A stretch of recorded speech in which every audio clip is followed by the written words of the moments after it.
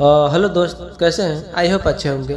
दोस्तों, आप देख रहे हैं सपोर्ट भोजपुरी यूट्यूब चैनल और सपोर्ट भोजपुरी में आप सभी को एक बार फिर स्वागत है। दोस्तों, खेसारी लाल यादव जी का इस साल का एक और देवी गीत का पोस्टर रिलीज हुआ है, जो कि खेसारी लाल यादव जी ने अपने फेसबुक आईडी से शेयर किए हैं। दोस्तों, बता दूं कि खेसारी लाल यादव जी का बैक टू बैक सॉन्ग आ रहा है। दोस्तों, कल आने वाला सॉन्ग है जिसका नाम है पूड़िया ले ले अइहा। खेसारी लाल यादव जी और शिल्पी राज ने गाई है और इस सॉन्ग को लिखा है बेहतरीन राइटर कृष्णा बेदर्दी जी।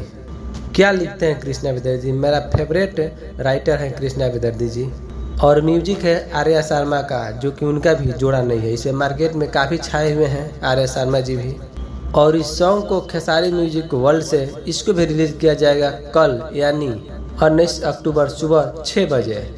तो आप लोग कल तैयार रहिएगा इस गाना को सुपर डुपर हिट बनाने के लिए और ट्रेंडिंग में लाने के लिए। हालांकि खेसारी लाल यादव जी के जो भी सॉन्ग आता है तो ट्रेंडिंग में चला ही जाता है मैक्सिमम। तो आज के लिए इतना ही, मिलते हैं किसी नए वीडियो नए टॉपिक के साथ। तब तक के लिए जय हिंद, जय भोजपुरी।